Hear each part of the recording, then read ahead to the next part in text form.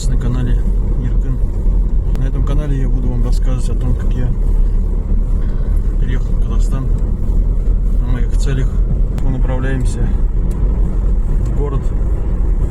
Я хотел бы вас познакомить с человеком, который помог найти мне свое житие-то, свою родословную.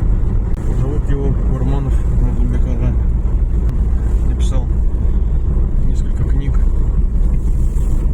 о казахах, о черкешах. Что натолкнуло меня на написание этой книги? Казахский можешь? Можете и так, и так. Потому что большая часть населения это казахша. Ну, в России YouTube не работает же. Мен негізі мына кітапты жазуын орысша жаздым. Себебі мен енді орысша жақсы жазамын, орысша дұрыс білемін. Бірінші класстан бастап орысша оқығанмын, хотя қазақтың арасында өскенменен. Сол себепті жаңағы литературный тілді, жаңағыдай тілді орысша жақсырақ білемін. Сол себептен орысша жаздым. Сосын заодно мына жерден орыс халқына кездесіп жатса оларға оқуға ыңғайлы болсын деп. Себебі мына орыс пен қазақтың арасында қатынастар жөнінде мында жазылған кітапта. Жаңа бұл кітапта мен енді жас кезімнен өзім былай ойлаймын, қазақ деген сөз қайдан шықты? Қалай шықты? Сосын шеркеш деген сөз қайдан шықты? Өзім руым шеркеш қой. Шеркеш деген сөз қайдан шықты? Одан басқа жаңағы түрікпіз дейді. Біздер löge қазақтан сұрасаң, қазақтан әкелген десең түрік дейді. Атасы. Түрік деген сөз қайдан шықты?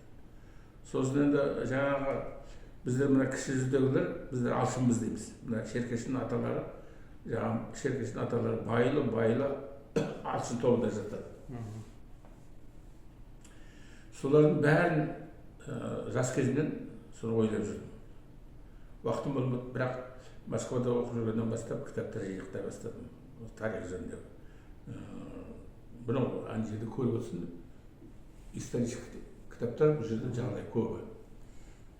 Көп адамның библиотекасында жоқ кітаптар бар менде. Мына жерде, например, мынаның үстінде басқалай кітаптарды саны источник литературы жазам. Сонда менде мына 110 кітаптың несі келтірілген. Ал сол 110 кітаптың енді бәрі деуге айта алмаймын. Но сол енді основном 70-80% менде бар сол кітаптар. А знаете, еще хотел спросить, вот я когда изучал тоже, да, черкеш, ну там по-своему в России еще, потому что там уже ограничена эта информация. Вот черкесы, да, есть черкесы, которые в Кавказе живут. Это же этноним-то одинаковый же. Там он несі, мен мына кітабым ішінде бар. Ол тау шеркештердің, тау шеркештері ғой енді, тау шеркештері. Неге оларды шеркеш деп атап кетті? Тау шеркештерді шеркеш деп атау себебі олардың патшалары, князьдары, басшылары, хозяиндары. Біздің қазақтың шеркештері болған. Сосын, мына кітаптың ішінде Юрий Теофил Лапинский деген ненің полковнигі, польский полковник, 1850 жылдары мына Шамилмен бірге, сол адиктермен бірге жаңағы орыстарға қарсы соғысқан. Полковник Теофил Лапинский. Сол кітабында жазады, соларға адиктердің князь жөнінде, шеркештердің. Многие эти адыги, я с адыгами спорил, сколько я тоже статьи писал по черкешу. Они спорят, они говорят, адыги это черкесы. Не, адыги не черкесы, это адыгтың беслений группасы менен, сосын мына кабардинцтері черкестерге жатыр. Потому что их князья вот отделились, у них фамилия Қарамырза, вот это жаңағы Айдемір, Темірлан, Одан өздерінен сұрасақ, азамат дейді. Сосын я одного адыга спрашиваю, вот что значит азамат, ты знаешь? Он не знает. Он со мной тоже такой пример был, религиозный. Но он не знает, что такое. Азамат он мужчину называет. У нас со мной спорил один тоже, его зовут Калыч. Кылыч. Да, да. А ты Я уже спросил. Кылыч не знаешь? Да, я говорю, ты споришь вот говорю, за черкеша, да? А ты говорю, Кылыч как переводится? Говорю, я прям ему пишу там это. Кылыч. А он говорит, я не знаю, как переводится. Я говорю, ты не знаешь, как твое имя переводится? Да. С тюркского переводится, говорит, сам говорит. Это бәрі қазақтан, потому что олар жаңағы олар қазақтар бір айтты, қазақтың жеркестері. Ана Теофил Лапинский жазады, среди тысяч азыров и абазов, так всех, можно распознать, что уже эти вот Сафар Паша, говорят, Сафар Паша, его сын Карабатыр Ибраим, что они чужеродцы среди них-то все видят. Дородные, седые, красивые люди, но они чужеродцы. Они пришли из-за Кавказии, из-за Каспии пришли. Да даже вот Но они, вот эти черкесы, испортили весь кавказский народ. Бандиты. Вот я здесь вот книгу, даже читал, наверное, здесь. Все вокруг там. Я сначала И до конца, до конца дочитал. Да, там я все говорю, вот Лапинский любит все это. Почему? Вот почему они взяли это они официально черкесами начали называться, это взяли вот от беслинейской группы, вот это в советский период уже черкесами начали называться. На самом деле они адыги, группа беслинеев. И кабардинцы тоже адыги, группа кабардинцев. Ну там все переписали так прям. Ну они переписали, но они сами не знают. И сами не знают, они себе причисляют, потому что черкесы там были такие воины, они поэтому хотят эту славу протянуть на себя. Ну как может протянуть, они на самом деле воинами не были, они на самом деле. Ну они вот так-то прославляют. Ну, я просто тоже много споров. Ну потомки есть среди наших князей, остался там же, в принципе. Ну, ассимилировали, наверное. Ассимилировались, там есть потомки наших князей. Я даже когда вот в этом году в Чечню ездил, вот меня брат здесь пригласил с ним съездить, потому что у него жены отец чеченец.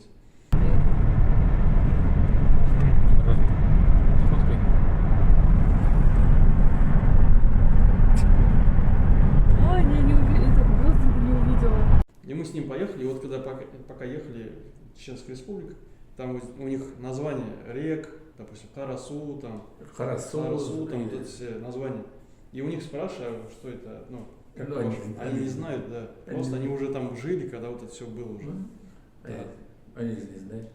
Это я тебе могу показать, там, он достань вот эту книгу. Большая энциклопедия народов мира. Вот здесь вот написано.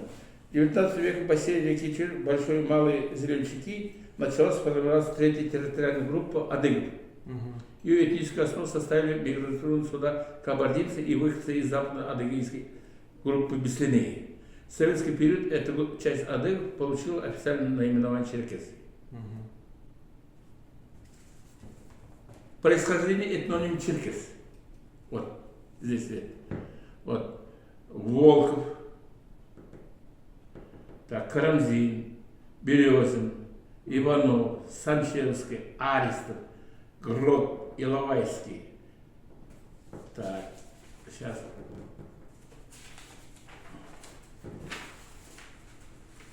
Бломберг, Люлье, Клопот. Черкес – это татарское происхождение состава из слов черкес, народ кескес. Суммируя эти факты, совершенно очевидно, что в этногенезисе кабардинцев приняло участие тюркский племя черкес в западной Казахи, которые впоследствии и стали феодалами кабардинцев. Если еще не сказано, понимаешь? Да, Вот Теофил Лапинский пишет.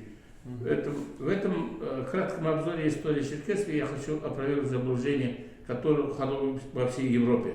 Совершенно неправильно, когда народ Кавказа, абазов, адыгов, также и других дагестанских племен обозначают имя черкесов. Не существует больше черкесских народов. Остатки его на Кавказе сами не называют себя больше так. Исчезает все больше. С гораздо большим правом можно назвать всех казаков России, за исключением черкесами. А также потомки этих старых разбойников, среди них сохранился черкесский дух. Черкесы, они женятся только на черкесах. Вот я Лапинский дальше пишет. Дородный, с серебряной бородой, он был крупнейшим старцем, который я видел когда-либо. Черты лица его, отпечаток степного татарина, среди тысяч Адыг Абаз можно распознать, что его сын Харабатр, который по внешнему был исключительно копией своего отца. Свита состояла почти исключительно из турок, татар и нескольких черкесских бандитов. Черкесы, они из Каспии, западной. Ну, среди них были, он же воевали мы с ними. Информацию я вот это знал уже. Я это читал. Но просто я хотел от вас подтвердить. И плюс я спорил же с людьми. И они мне пытались свою правду навязать, которую... Темирхан, Айдам, Темирхан, спросил их, Темирхан. Да, не Темир, что такое? Темир, что такое? Не смогут они привести. Ну, конечно. Да я даже, знаете, как я углублялся просто по истории, да, там, вот эти названия городов, допустим, Сартау, там, Омбы, Томбы, это же казахские. И там, где есть же еще тюркские названия, допустим, переименован, Волга, там, Идиль, допустим, да, реки. Идиль, да. Вот это Дон, это Танаис же раньше называли. Дон, знаешь, вот ты в Ростове не был? Я в Ростов не ездил. В Ростове, вот река вот здесь течет, сама Дон. И вот на возвышенности стоит город. Вот так. Если справа, вот он висит, вот как будто он висит, вот как вот это здание висит. Если мы сидим Тюмень, а он же висит, вверху висит. Дон это высота, понимаешь? Дон. Казахстан, Дон деп высота деп айтқан ғой. Когда город построили, ну, Ростов-на-Дону, река вот около Дона проходит. Вот как будто, когда идешь со стороны, вот я со стороны Азова обычно еду, проезжаю, вот подхожу к Дону, я туда часто ездил, и видно, как будто из высоты вытекает вот эта река. Сверху, да, круто. А рядом Азовский озеро, куда этот Дон падает, это Аз двигается, маленький же, маленький. Да. Аз. Кішкентай. Мал деген. Маленький. Ну там, я знаете, как ничего... Там же вокруг Ростова же Толбатова. Ақсу, Қарасу. И вот я где-то буквально года 3 назад ездил, проезжая, один показывал. Елбузды. Елбузды. Түсініп ба? Но они значения не понимают до сих пор. Но поселок название осталось. Елбузды. Это испорченный народ, испортили здесь. Бандиты, видать, жили, они ездили на таком месте стоит закрытым, этот поселок. Ну, они отсюда ездили, наверное, грабили в Ростов или куда-нибудь туда. Ну, там есть даже реки Жамансу, там. И Жамансу, Сарсу, Лайсу, еще этот Сасхсу есть там. Насчет книг тебе хочу сказать, насчет книги. Здесь я просто, почему черкиш? Давай начнем со своего рода. Черкиши, они вообще-то не черкеши, а жеркезы. Жеркез. Иди ищи. Жеркез. Проходи. Понимаешь? Проходи, ищи хорошее место землю, да? Для земли, для проживания. Понимаешь? Жеркез, он потихоньку получился черкез. Это наши предки так говорили. А казах, слово он казах тоже состоит из двух. Хаз, ак. Хазу, хаз, это копай. А для чего? Для чего копать? Вот для чего копать? Что-нибудь такой источник воды, источник золота или металла. Казахи в свое время металлом хорошо занимались. Вот потом плавильное производство у казахов тоже было сильно развито. Они почему? Они побежали везде, у них копии были, стрелы были, шашки были, сабли были. Без этого не победить. Поэтому они все побеждали, воевали. А ах, это слово ах не только белый. Ах, это истина. Ах, таза. Истина, понимаешь? Когда их соединились, казах, Табушы қазақ. Табушы. Нағыз табушы дейді. Түсінесің бе? Нағыз. Истинный добытчик. Истинный добытчик может он с земли проходить. Землепроходцем. Жерді кезелі ме? Кезелі. Жерді кезетін кім? Истинный добытчик. Истинный добытчик может быть жерді кезеледі. И жерді кезелетін истинный добытчик. Видишь, обратно. Вот почему в этой книге, вот здесь, вот это написал книгу, вот это. Здесь эпиграф я привел, понимаешь? Этнонимы скиф, кун, татар и черкеш иногда распространяются на неродственные им народы, в силу их доминирования над окружающим народом в определенный период времени. Понимаешь? Да. Со временем термин казах и черкес стали синонимом и стали обозначением предков современных казахов тоже. Это Ульян писал, это историк Ельского университета, историк Ельского, американского, написал. Потому что там больше, мне кажется, сохранилась история, да, вот в Европе. Конечно, они более истинно сохранили. А здесь россияне, европейцы много переделывали, Да, чтобы показать независимость от этих казахов. стереть, чтобы... Да, от этих казахов, чтобы это стереть фамилию. Это на самом деле было так. Сонымен қатар жаңағы алшын деген сөз қайдан шықты, тоже изучал. Түрк деген сөз. Түрк деген сөз, мына когда казахи Жуань победили, это около Алтая там, когда первый турецкий граф создали, Жуань победили, они вокруг себя объединили агузов. Агузы — это предки современных турков. Сперва агузы все, потом дулаты вместе с ними были. Дулаты есть, это, в старшем Джузе род такой, дулат. Да. Не род, он племя же. И там найманы были, уйгуры были, уйсуны были. Ну а как им же не скажешь, что они алшины или другие, наши предки себя называли давно казахами. И казахами не стали называть. Ну, говорят, мы же, у нас вид общий одинаковый, язык близко друг к другу, образ жизни одинаковый, питание у нас одно и то же. Мы же туркіндерміз ғой, а туркін у нас казахи говорят, когда от одной ветви идет, родственники, они туркіндер, от морского какого-то рода идет, туркіндер. Түсінесің бе? Бізде туркіндерміз ғой. И слово это туркіндер.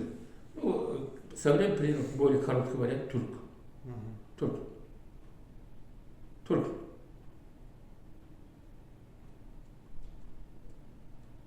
Это действительно на самом деле так. Вот это просто, вот этой информации у нас вообще нету. И у нас поэтому... Нет, у нас поэтому и казахи, и, по сути, другие народы, которые живущие... Вот татары, вот тоже татары. там, да, ничего не знаете. Они татары же, не татары, они булгары. Булгарлар. А почему татары назвали? Ну, это со временем, эти же русские, это же европейцы. Вот Тартария, есть же? Тартар. И все, в принципе, это общие, они присвоение остались вот за ними. Дело в том, что это тартары, это Берде, вот это тюркские народы. Тартария великая же. Из них, вот это, они, вот чисто татары, вот это, они булгарлар. Булгарлар, родина, они Ченчан, Касында. Потом где-то они 500-600 перекочевали в Черное море, Черноморье. Там булгары жили. Там у них был Янпачаса, Кубрат. Кубрат, который родился в 1600 году родился, в 660 году умер, 60 лет прожил. От него осталось 5 сыновей. Аспарух, Батыр-Баян, еще там, ну сейчас я не помню, я книги написаны, все есть. Вот этот Аспарух увел своих, они разделились на 5, Аспарух увел своих современной территории Болгарии. Там болгарами начали называться.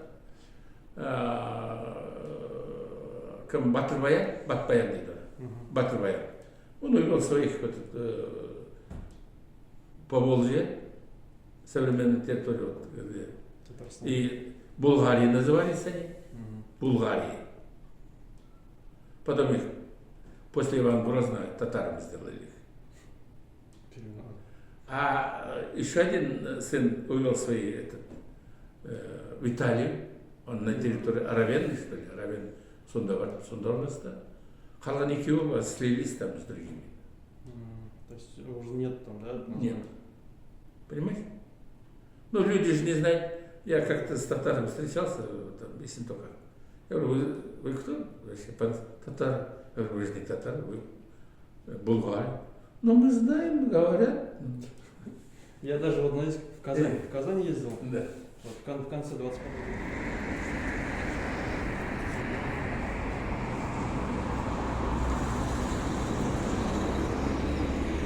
Мне брат попросил съездить в Казань, там, в Саратов, мы выехали. И когда заезжали в Казань, я еще думаю, вот мне рассказывали про Башкортостан, но я там ни разу не был вообще. И я знаю, что там много названий тюркских, ну, Дукен, там, и думал, в Татарстане также будет в Казани. Заехал только на въезде в город, я нашел Дарихана аптек одну. По всему Казани, ну не по всему, но часть, вот, центр больше проехал, да? Ни одного больше названия нету. На тюркском языке, чтобы, ну, свое родное. Это же, ну, язык-то у них основной татарский. Татар. А между прочим, среди татар есть род казак-черкес. Да. Еще хотел спросить, знаете, что про Крым, да, вот крымские татары. Я слышал, что там раньше название поселка, аул, да, было эти рода, казахские рода, Найман, там вот эти названия было. На самом деле же. Потом переименовали в Ивановки, в Васильевки, там тогда. Ну там и черкесы были, все рода казах. Да. И именно вот аул, я просто читал, аулы называли вот именно родами казахских племен. Вот, например, казахи жили от Алтая до Европы, до Карпат. Считаю, это жили. Ну, которые из них, некоторые стали называться казахами, некоторые другими. А вот казаки это вообще, как они? Казаки это, вот давай вот, ты книгу, вот, принеси мне, там две книги стоят. Вот это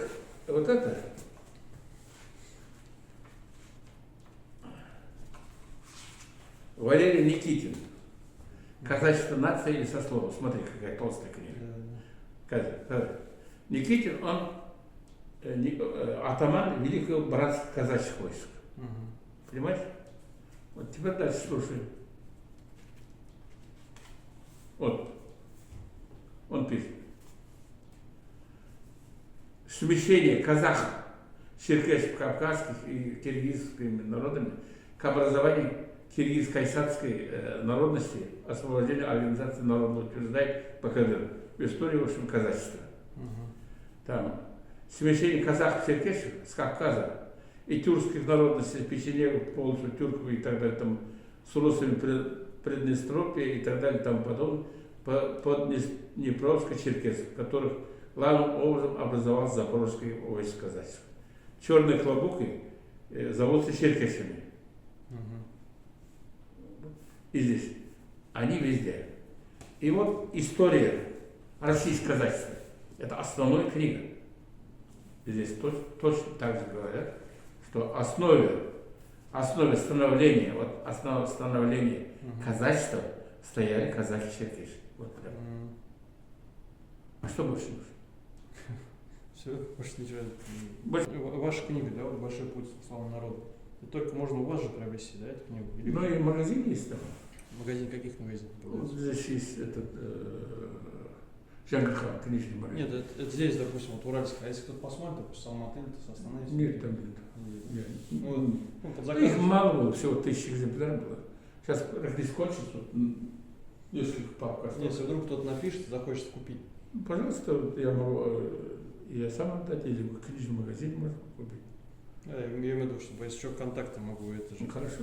Контакт на меня можно здесь купить. И книжный магазин Джангархан есть. Я когда искал, это, ну, житята, да, хотел хотя бы найти черкеш, какой черкеш, там, то все. Еще в Саратове же находился. в Москве, по-моему, находился. И там один Байбак Тухсаба Муратбек, это здесь он, уральский. Да. И он тоже там это помогает там что-то. Ну, И я ему написал, говорю, так и так, я Черкеш, говорю, хотел. И он меня добавил в эту группу казах Чужерез, там 47 человек было на тот момент. Я написал, что я из Саратовской области, вот я хочу узнать. И мне позвонил Абайга с Мангустава. Он черкеш тоже. И мы с ним общались, около часа разговаривали, WhatsApp работал еще. И он потом сказал, что к вам обратиться, что вы пишете как раз таки родословно, поэтому я вас нашел. Ну да, кроме меня родословный казах Черкеш никто не знает. У меня полный набор здесь. Ну да, и тем более Запад и Саратов же рядом, и поэтому мне было бы... Я собирал со многих книг. Это не только вот здесь Черкешнаме было, там вот древние рукописи есть, вон лежит под рукопись. Я тебе покажу, да, снимешь его тоже как раз. Вот, возьми. Да. Вот. У меня таких много. Это вот Жумагазиев Имам Аза, он сам не черкеш, он запас. Он родился в 1891 году, учителем был, орден Ленина, Верховного Совета. Трудовой красный знамя имеет. В общем, директором был, директор школы. В общем, он очень все, основном по Западу здесь, по Западу Казахстану, руками писал, видишь? И он конкретно моих предков, он здесь от и до досконально написал. Как раз от моих предков и твоих предков как раз здесь. Все есть здесь. А среди предков не было поэтов, которые пишут там стихи? Много. Я просто открыл для себя. Вдали от глаз, но близко к сердцу.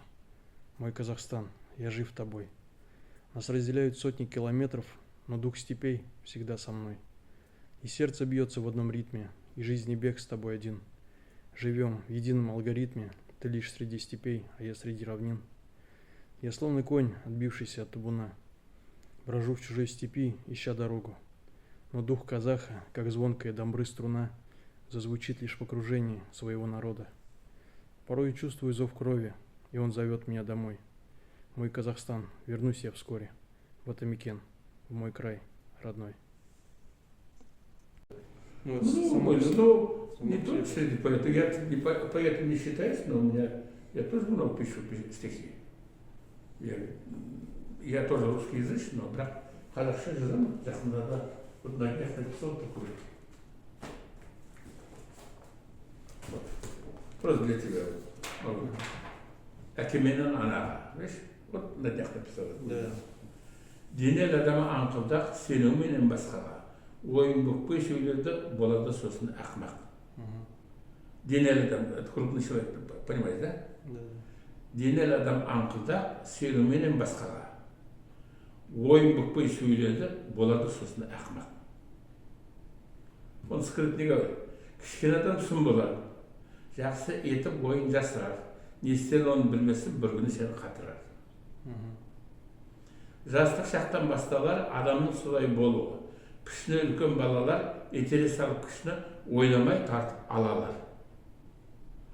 Жұдырықтай туған балақай етере салып ала алмай, күш қуатқа сене алмай, дегеніне жете алмай, көп толғанып ойланар. Начинай думать. Көресің бе? Астарлы сөйлеп керекте, ақыл ойын жасырып, жетеді екен мұратқа, бара-бара бұлтасын, айналады қалыпқа. Бара-бара бұлтасын, айналады қалыпқа.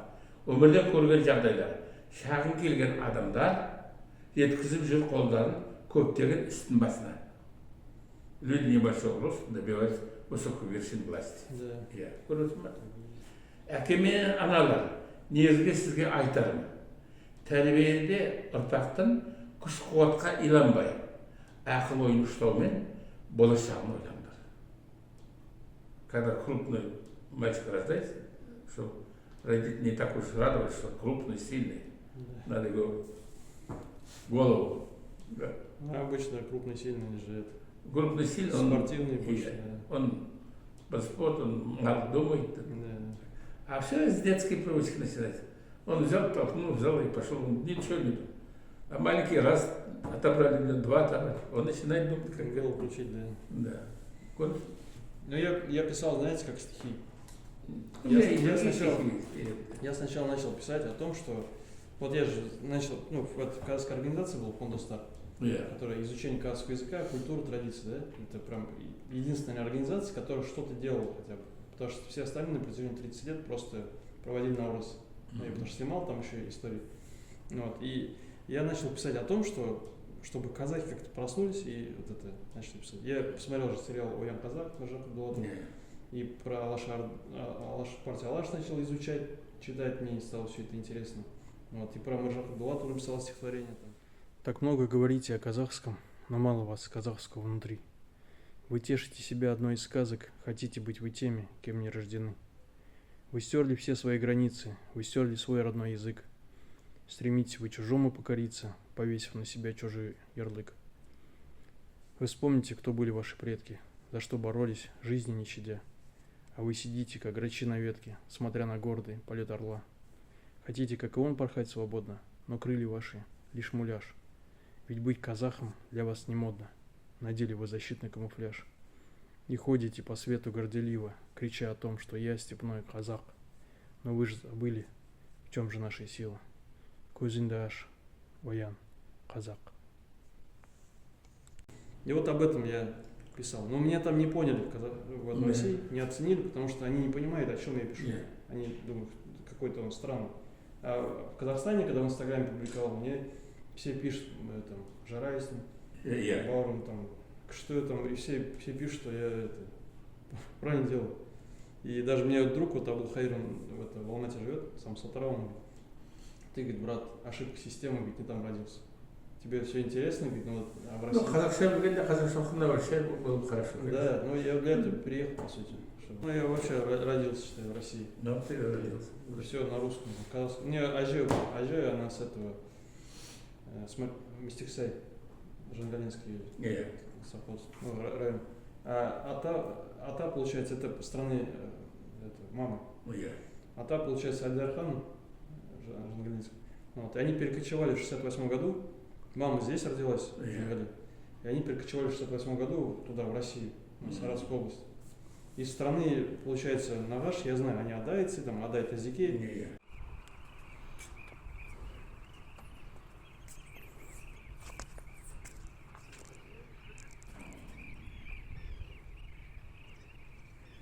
Я там больше знаю информации.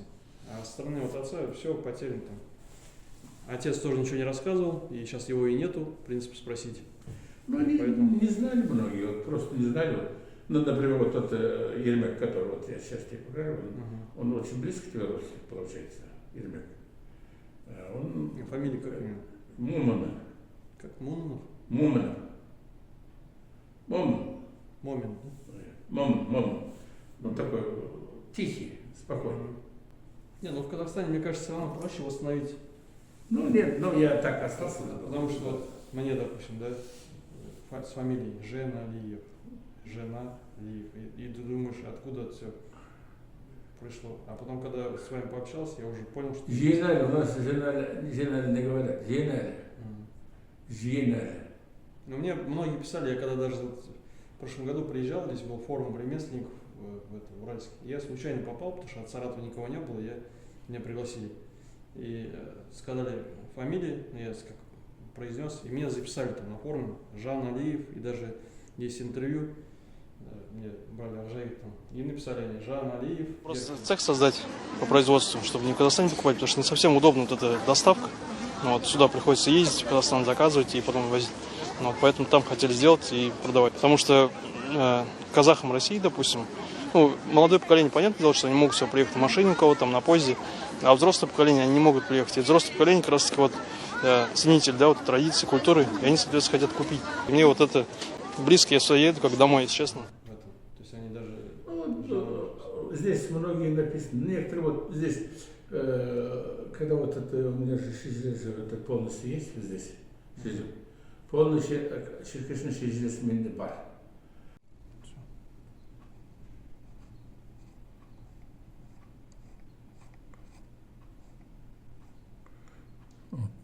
Избалаттан. Вот.